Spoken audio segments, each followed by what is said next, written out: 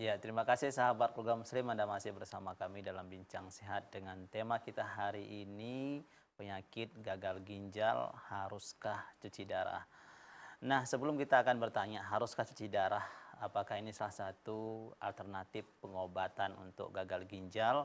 Nah, sebelumnya itu untuk kasus yang kronis tadi, Dok. Ini Ya, kan waktunya di bawah 3 bulan, Dok, ya. kronis di atas tiga Iya, di bulan. atas 3 bulan. Berarti ini dalam cukup waktu yang lama juga, Ya, Dok, ya. Bahkan bertahun-tahun mungkin baru bertahun-tahun. muncul seperti itu, Dok, ya. Nah, apakah ini ada hubungannya juga dengan seperti narkoba, kemudian alkohol, minum-minuman seperti itu, gaya hidup yang tidak sehat? Apakah ini mungkin bisa juga, Dok? Ya, terima kasih Bang Daus. Jadi untuk gaya hidup itu memang ada pengaruhnya dengan kejadian penyakit gagal ginjal kronik ini sendiri. Memang tadi saya sebutkan penyebabnya adalah penyakit-penyakit kronis juga. Hmm. Tapi pola hidup atau gaya hidup yang buruk itu juga menyumbang terhadap kejadiannya menjadi lebih cepat. Jadi misalnya orang yang hidup dengan diabetes dan Iya. dia juga merokok, pastinya akan lebih cepat kejadian gagal ginjal itu muncul dibandingkan orang yang tidak merokok. Nah, kita tahu dengan merokok akan menambah radikal-radikal bebas di dalam tubuh yang pastinya akan menambah cepat kejadian komplikasi daripada penyakit diabetes itu ke gagal ginjalnya tadi. Oke, nah jadi itu ada pengaruhnya tentunya, Iya, Dok, ya. Oke. Nah, untuk kasus kronis ini, Dok, biasanya pada usia berapa paling cepat ini terkena, Dok? iya. Jadi untuk range usia Hmm. ini sebenarnya dari semua range usia bisa terkena. Jadi tergantung penyebabnya. Walaupun saya cerita tadi di awal memang penyebabnya itu terutama adalah penyakit diabetes dan penyakit Hmm. hipertensi. Tapi penyebab yang sebagian kecil lagi itu ada penyakit-penyakit bawaan. Penyakit-penyakit bawaan yang memang sudah ada sejak anak itu lahir. Jadi itu yang bisa menyebabkan penyakit gagal ginjal pada usia-usia muda. Misalnya juga Oke. ada yang bawaan itu ada tumor di ginjalnya. Itu bisa menyebabkan penyakit ginjal kronik di usia-usia muda. Bahkan di bawah 10 tahun itu udah ada yang terkena penyakit gagal ginjal kronik. Jadi Oke. tergantung lagi penyebabnya. Ya, berarti ini bisa emang dari kandungan, dari masih di kandungan ini sudah bisa terkena tuh, Sudah Dok, ada. ya. Sudah ada. Walaupun memang Hmm. dari range usia itu yang Ya. paling sering itu, yang paling banyak porsinya adalah mereka yang usianya sudah di atas 60-an tahun. Oke, ya itu dia sahabat kaum muslim untuk kasus yang tipe yang kronis, Dok, Ya, ya. Oke. Nah, kemudian, Dok, langsung ke sesuai dengan tema kita, haruskah cuci darah seperti itu? Ini bagaimana, Dok? ya. Terima kasih.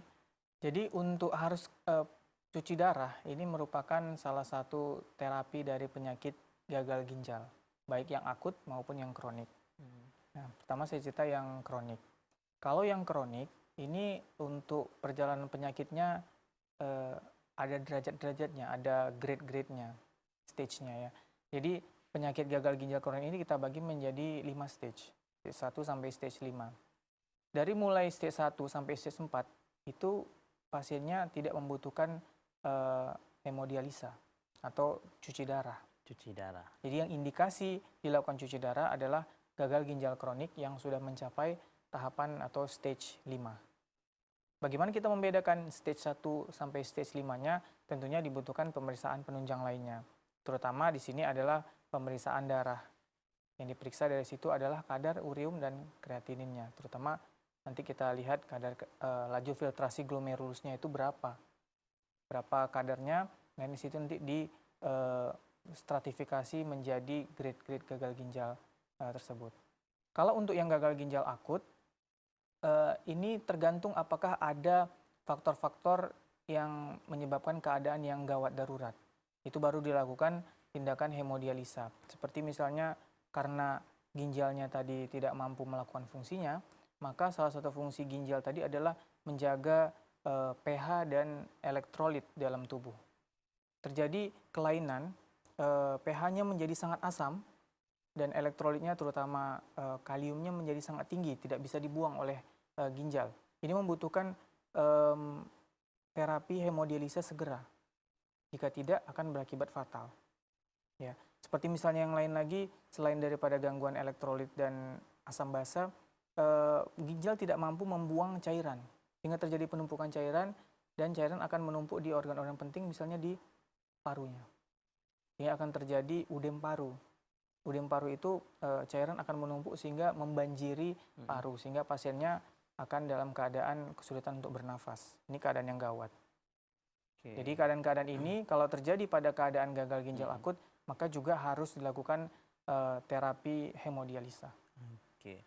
Nah, berarti stage atau mungkin saya menggunakan istilah stadium boleh Stadium juga, boleh Dok, juga. ya. Stadium 1 sampai stadium 5. Kalau sudah stadium 5 ini baru cuci darah, Dok, Ya, ya, dilakukan di cuci darah. akhir seperti itu. Berarti bagi sahabat organ muslim yang mungkin ada saudaranya mungkin terkena gagal ginjal, ini jangan langsung terus dicuci darah, Dok, ya. Ya. Berarti harus ada tahap-tahapnya dulu, Tahapannya. Dok, ya.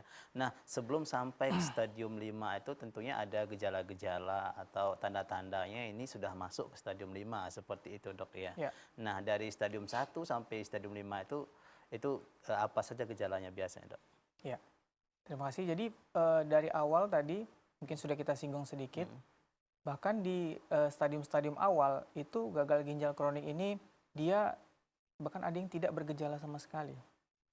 Jadi tergantung penyebab dari gagal ginjal kronik ini karena apa. Misalnya gagal ginjal kronik dikarenakan penyakit diabetes mellitus. Jadi yang muncul itu klinis atau gambaran klinis gejala dari penyakit-penyakit diabetes mellitus. Seperti kita tahu gejala-gejalanya ada muncul polifagi, polidipsi, poliuri. Dia sebentar-bentar suka kencing, suka haus, sebentar-bentar lapar. Itu gejala-gejala penyakit diabetes. Iya, iya. Dan kalau penyakit ginjalnya sudah lebih progresif, fungsi ginjal sudah lebih parah, di bawah 50%, itu baru muncul gejala-gejala yang agak khas ke arah penyakit ginjal. Penyakit ginjal tadi terutama salah satu fungsinya adalah menyaring zat-zat yang toksik. Di sini toksik ini terutama ada kadar ureum dan kreatinin.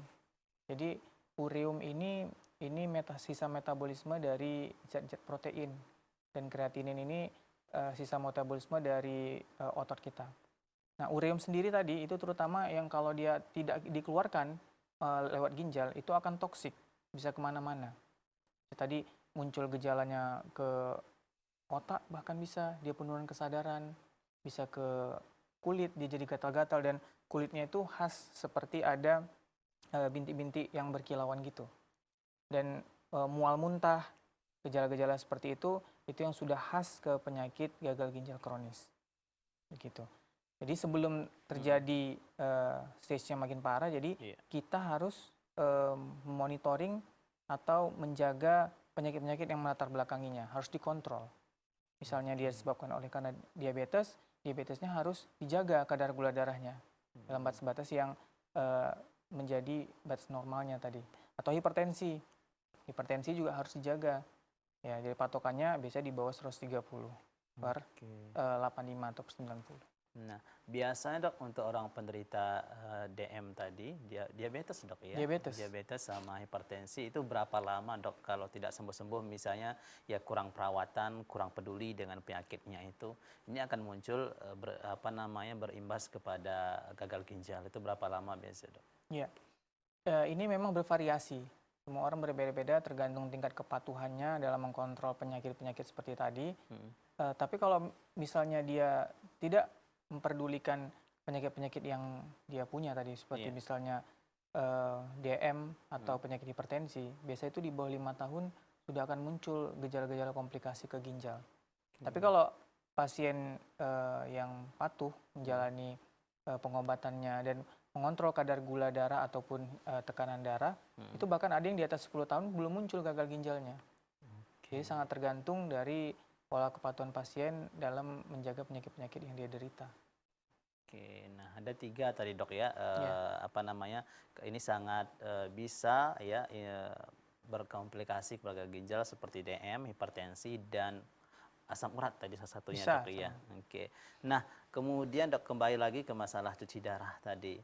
Nah, ini untuk proses cuci darah itu sendiri bagaimana tuh, Dok? Itu sangat rumit sekali atau gimana sih, Dok? Berbahaya kedengarannya juga ini lebih baik dikasihkan transplantasi, Dok, ya? Iya, transplantasi. Nah, ini mana lebih bagus, Dok, antara 2 ini? Ya. Jadi untuk terapi hemodialisa atau cuci darah tadi, atau dialisis secara umum.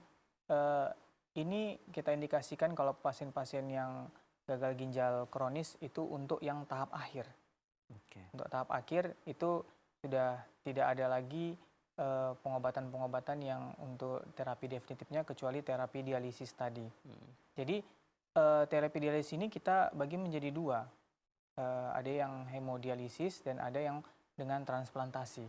Kalau yang dengan transplantasi ini tentu ini yang paling baik. Karena ginjal yang sudah rusak, yang udah tahap akhir tadi, itu digantikan dengan ginjal yang lain yang lebih baik. Tapi tentunya untuk transplantasi ini lebih rumit dibandingkan proses hemodialisis Atau cuci darah. atau Dok, cuci ya? darah. Karena kita butuh untuk mencari donor yang sesuai, Iya, ini sangat susah sekali, betul. ya. Dan juga mencari donornya sendiri kadang bisa memakan waktu bertahun-tahun. Nah, kalau sudah terjadi gagal ginjal stadium akhir, selagi menunggu mendapatkan donor yang tepat, Iya. maka mau tidak mau harus dilakukan terapi dialisis dengan cara hemodialisis tadi. Hemodialisis. Hemodialisis sendiri prosesnya sebenarnya seperti kita diinfus juga, dipasang alatnya itu melalui pembuluh darah kita, akan dipasangkan ke alat. Alatnya ini akan menghentikan fungsi ginjal dalam menyaring darah. Oke. Terutama zat-zat toksik tadi, ureumnya tadi itu. Itu berapa kali dalam seminggu atau per bulan atau gimana, Dok? Ya. Biasanya. Jadi untuk terapi hemodialisis ini itu kembali lagi penyebabnya tadi apakah gagal ginjal akut atau gagal ginjal yang kronis. Kalau gagal ginjal akut ini punya karakteristik dia sifatnya reversible, artinya masih bisa kembali normal lagi asal penyebabnya tadi diatasi. Jadi kalaupun dia harus dilakukan hemodialisa, dia biasanya kalau dia bertahan hidup setelah penyakit yang melatar belakangnya diatasi, dia tidak perlu lagi cuci darah. Oh, seperti itu, Dok. Ya, tapi kalau dia penyakit hemodialisanya dikarenakan penyakit gagal ginjal kronis, mau tidak mau dia harus hemodialisa rutin, biasanya 2-3 kali per minggu. Oke. Sekali hemodialisa itu bervariasi, mungkin awal akan lebih lama dibandingkan dia yang sudah rutin, sudah sering melakukan hemodialisa. Oke, nah kemudian ya, Dok, apakah bagi mereka yang bersedia mendonorkan ginjalnya, tentunya ginjalnya tinggal satu, Dok, ya? Ya. Nah, apakah ini berbahaya untuk dia atau bagaimana? Nah, nanti dijawab, Dok. Kita tahan dulu, kita jeda terlebih dahulu. Sahabat keluarga muslim, jangan kemana-mana, tetap di Bincang Sehat. Kita akan kembali setelah pesan-pesan berikut ini.